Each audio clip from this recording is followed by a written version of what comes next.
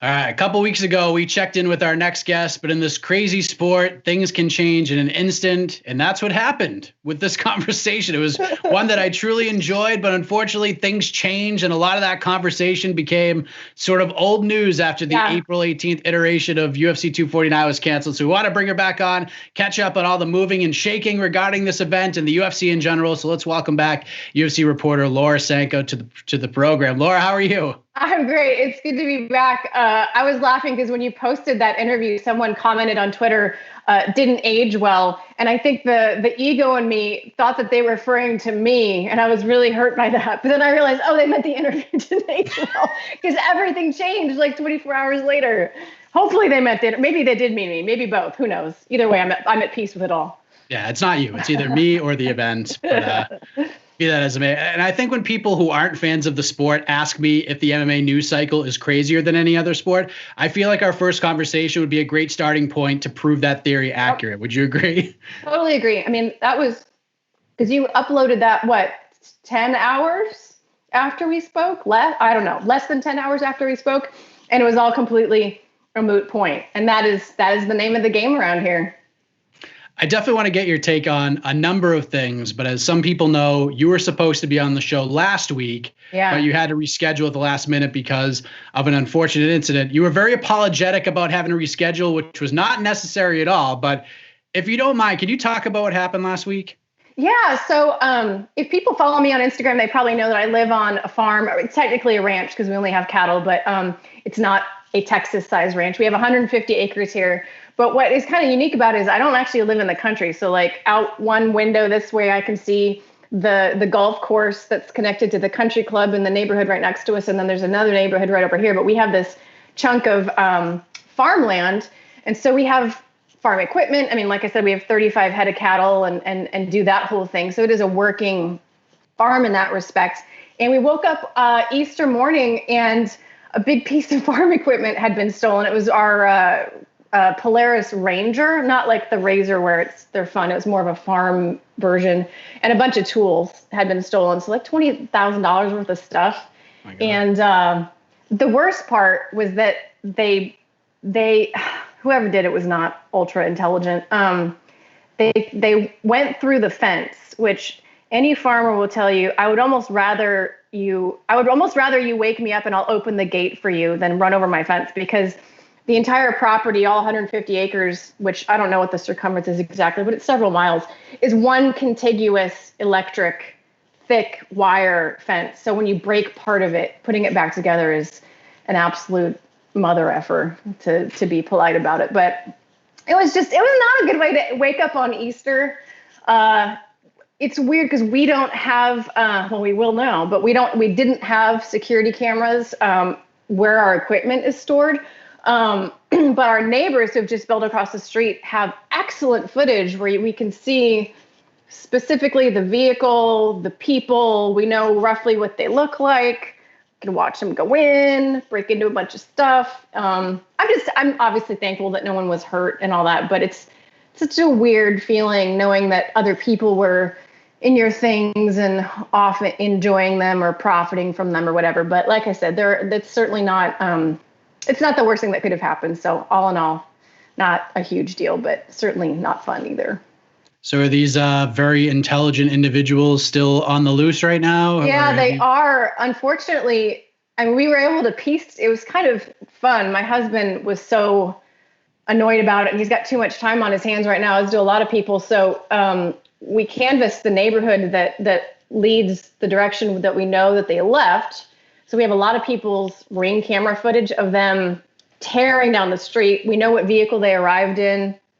We know what time. We know that they were also canvassing that neighborhood and the other neighborhoods around us for other stuff. So unfortunately, a lot of Ring cameras don't have high enough resolution where you can actually get a license plate or the right angle to get a license plate. So we know what kind of car it was, but we don't know exactly who they are. So no, they have not been apprehended. And like I said, the only thing that made us feel slightly better is that this very electrified fence that we have, like I said, it's very thick wire. The bottom wire had clearly been cut by some sort of fence cutter or whatever. It was a clean cut. but the bottom wire is not hot. The middle wire, you could tell, had been cut partway through, and then someone had stopped cutting it, clearly because they got the shit shocked out of them. Because I can assure you don't want to stick a metal tool on that middle or top wire. The top wire had been driven through. So clearly they cut the bottom one, thought, oh, no big deal. Went to the second one, got shocked to, not to death, but, got shocked pretty bad. And then thought, screw this, we'll just drive through the top wire. Because the top wire actually broke like a quarter mile from where they went through. But anyway. That is wild. I'm happy someone got electrocuted. That's all. Yeah, I mean, you got to find silver lining wherever you can find it. And I'm obviously sorry that happened to you all. Hopefully that all gets squared away in your favor. And thank you for sharing that. But let's transition to another wild world, MMA, the UFC. Let's go back a couple of weeks ago. You come on the show. We hype up UFC 249 on April 18th. You find out you're going to be a part of the broadcast. And then hours after the show was released, it was no longer happening April 18th. How did you react to all that, especially since you were so excited to get back to work? I was clearly so pumped. Unbelievably disappointed. And they must have had a phone tree set up or something, because, right now when every bit of information, people are starving for it. So they're aware that as soon as anything gets announced, it just spreads like wildfire. So I think that they didn't want to tell us first. So they I'm guessing, told Brett Okamoto initially about it. And then as soon as they did that, they told everyone else. Because literally, I got the text from my boss just moments after I saw something online. It was literally within 2 minutes. So yeah, I was really disappointed. Really disappointed. But I understand why it happened. I think we talked about that a little bit, when you and I spoke. I do understand the other side of the equation. But I'm very happy to say I'm headed out for May 9th. So I have a new goal to hit. I'm excited to go to those fights, and that card looks crazy good. Yeah, with the May 9th event, you find out you're going to be working that one as well.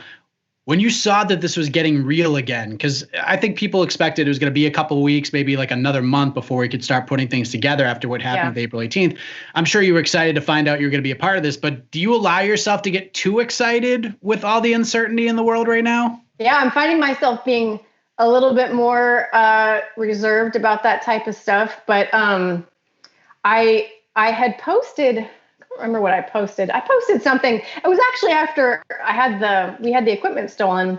I posted something on Instagram where I was just honest about how I was feeling about being cooped up and missing all this work, and just feeling like my life was not in my own hands, which is not a feeling that I particularly love. And not long after that, I can't remember, but I think the next day, Dana very kindly messaged me, and he's like, hey, keep your head in the game. I want you to know, like, as soon as that other fight got called off, he's like, within a day, I was already talking to Disney and ESPN and getting this figured out. And May 9th is going to happen. And like, don't you worry. Like, we're going to make this work. So pretty soon after, I was really disappointed. I felt at least a ray of hope. And then as I saw more and more news come out, I felt good about it. And I'm confident it's going to happen. I got travel booked today, so should be there.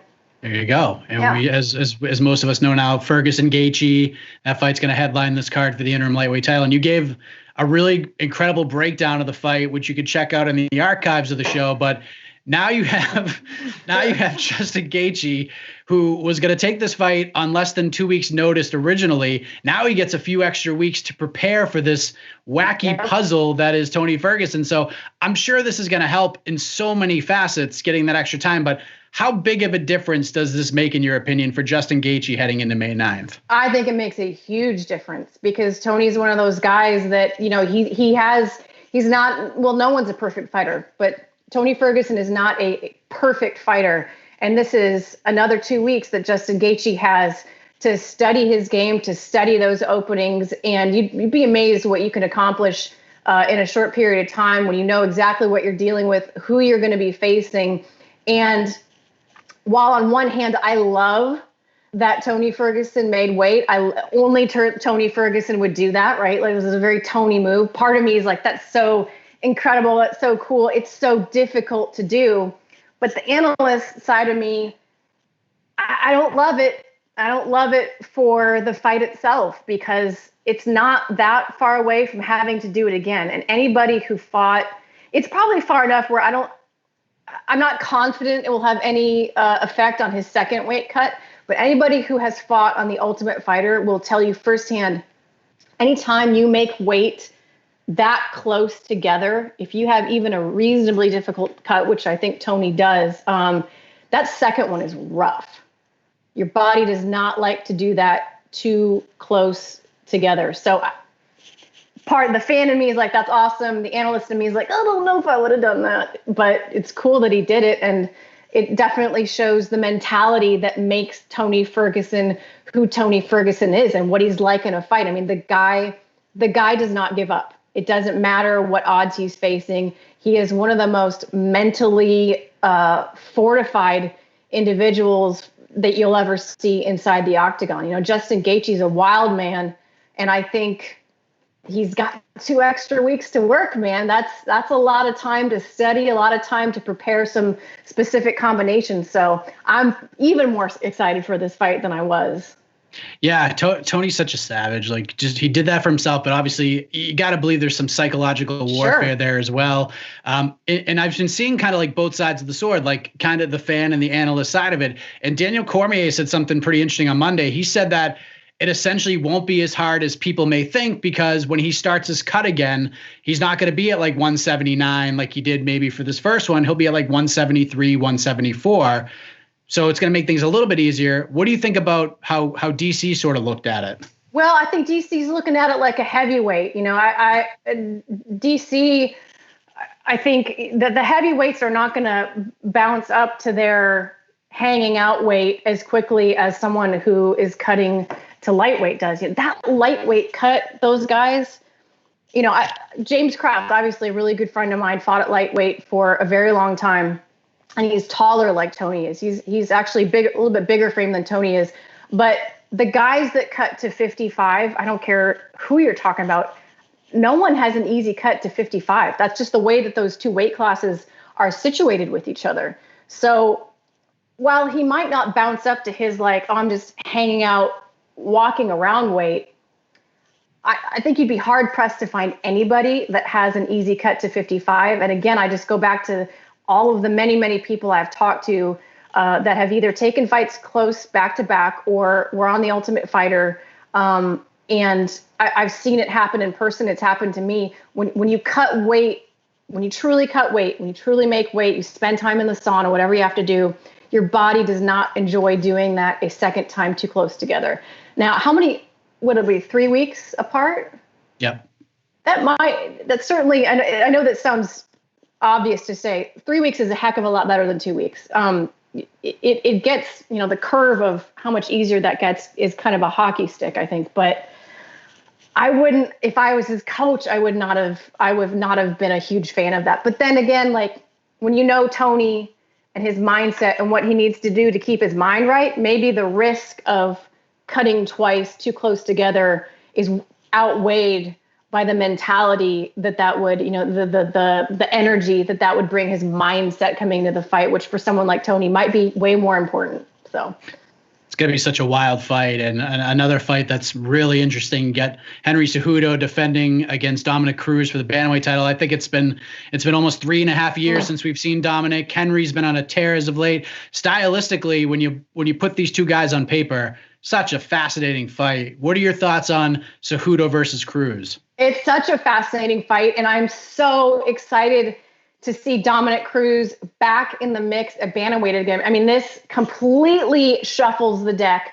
for that weight class. And you know, we talk about someone who is one of the, excuse me, the most dominant champion that division has seen, but to have not fought in nearly 4 years opens so many questions. But I'm telling you, if you were to ask me, Fighter A fought fairly recently, had a great fight, won. Fighter B hasn't fought in 4 years, also did not win his last fight. Who are you going to pick? 9 times out of 10, I'm going to pick the guy who just fought and who won. Only Dominick Cruz, and I'm telling you, only Dominick Cruz can spend 4 years away from the octagon and come back and not miss a beat.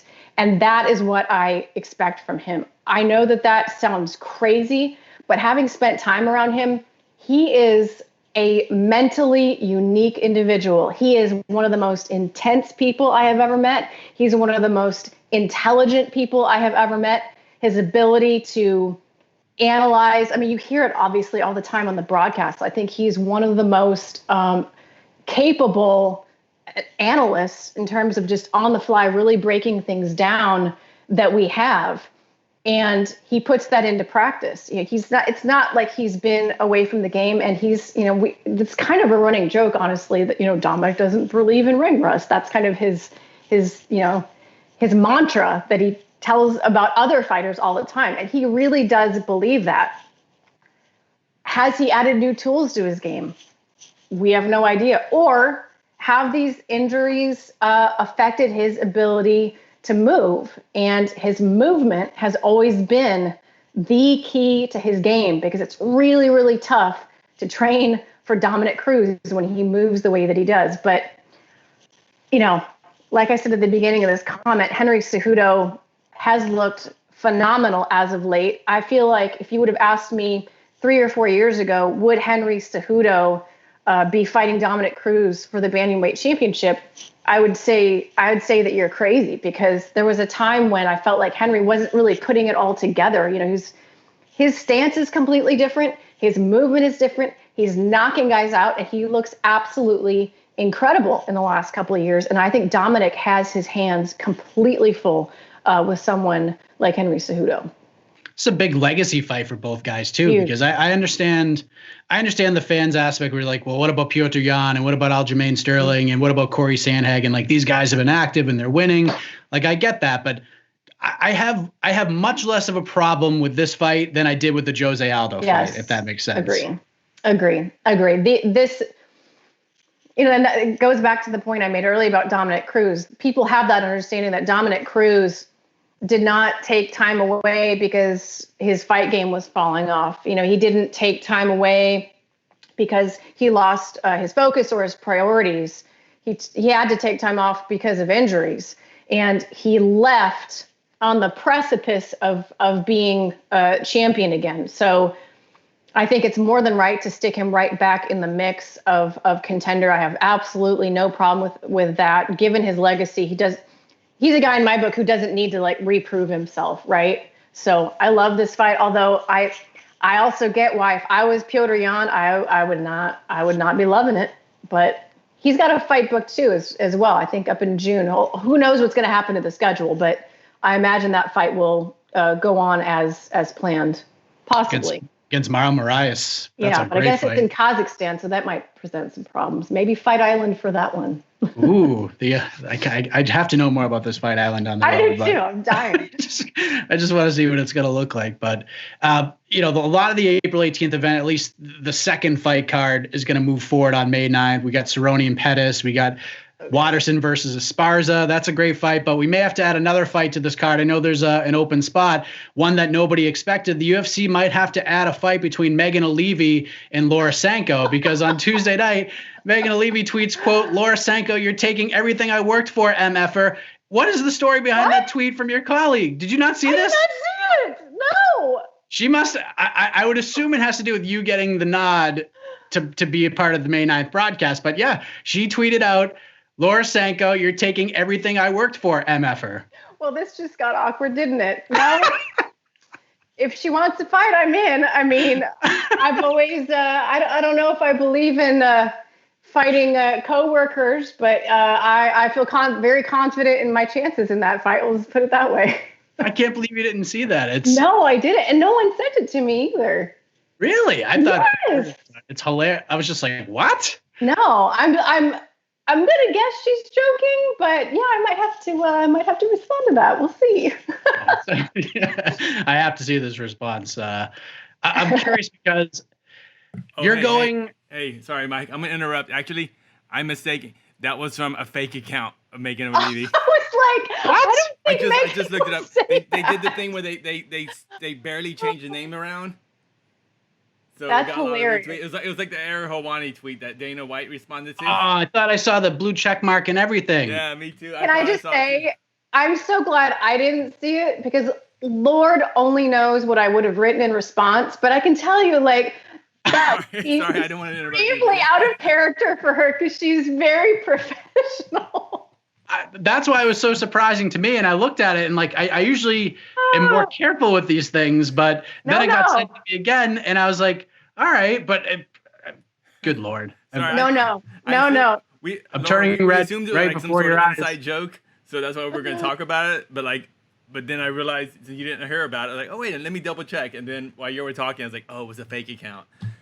I'm so listen. I've been duped before, but that's absolutely hilarious. I will say that like I was sitting here racking my brain because I'm like that does not sound like something that she would do. Yeah, I thought it was just like a total like joke. Like I thought she was just like playing around. That's how I took it. Yeah, no, totally. Plus, you know, she's awesome and she's amazing at what she does. So I can't imagine that she would feel that way either. But that is really, really funny. That is great. What a terrible moment for me, but it is what it is. We're gonna try. Can I tell you something? I after the James Krause fight, when there was that card with all of the really questionable judging, and that one judge that was later found to have been training with and I can't even repeat it all now. There were a couple of people that were creating fake accounts of that guy. Oh, and one of those fake accounts tweeted me and said something like, "Get back in the kitchen." I went off. And I am ashamed / not ashamed to say that I may have sent it to someone at the UFC and said, we need to never work with this judge again because he's a dickhead. Wow. And then very quickly, thank God, some other people on Twitter were like, no, this is a fake account. This is a fake account. And then I was like, never mind. He's fine. He can stay. He doesn't, I mean, his judging is still questionable, but he doesn't need to be fired. Wow. All right. You made me feel a little bit better. So thank you. It happens to the best of us. So a couple more things before I let you go. I know you're supposed to be on the April 18th broadcast. DC had talked about, you know, sort of how things would have gone from his perspective. Like he would have drove to Tachi Palace on Saturday, get tested. He would call the fights and then he would drive home. What would your schedule have looked like for that event? Would you have flown in earlier and been around the whole fight week, or would you have come in on Saturday and left on Saturday? Yeah, I would have come in a little bit later on Friday. And there was going to be a medical check as soon as we got in. We were kind of instructed to really stick to, you know, our room, just really limit the amount of people and objects, frankly, that you come in contact, and just be really, really smart with it. There were strict instructions even about the way that I was going to conduct my interviews, which I'm imagining will still apply to May 9th. It's tricky because with the social media interviews, they are filmed vertically so that they can be put up on an Instagram story. So we don't have the benefit really of being able to stand too far apart. So I actually might be doing a number of my interviews almost as an Instagram live format, where I'm on a phone and the fighter's on a phone in a slightly separate location. This remains to be seen, and the logistics are a little clunky, but I also said, you know, I'm personally not opposed to doing interviews that would be, you know, at a reasonable distance either. So we'll see what happens. But they're definitely going above and beyond to make sure that everybody is as safe as possible. And there is, I think, a medical check every day that you're there. And they're arranging people's travel to where we're there on site as little as possible. So get in late, leave early, you know, that type of thing. Come in contact with as few people as possible. Laura, I can't thank you enough. It is a weird time in the world. I appreciate you coming on and talking fights. And I'll have you know, I was thinking about you the other day because school in Massachusetts is officially canceled for the rest of the year. And we got a package delivered in the mail yesterday. Common Core Math Skills Workbook. I was like, oh my God, Laura warned me about this. This is going to be a nightmare, isn't it? Yeah, I'm lucky that I'm still in kindergarten math, which thank goodness I have a pretty good grasp of. What grade are your kids in? He's in kindergarten. Oh, well, you'll be fine. You'll be fine. All right. I saw Common Core. I'm like, oh my God, no. You can't get too Common Core with kindergarten math. Come on. I would be concerned if I had a 4th, 5th, 6th, 7th, 8th, and upgrader. forget it, because apparently the way that they multiply and do long division now is completely different than what you and I learned, and it would not be a pretty picture. But yeah, no, we are trucking along in homeschool. I don't know. I'll have to, maybe I'll bring my son on one of these times and he can tell you what he thinks of me as a kindergarten teacher. Well, all the best to you and the family, Laura. Look forward to hearing your voice in the broadcast May 9th. Thanks again. Appreciate you. Thanks.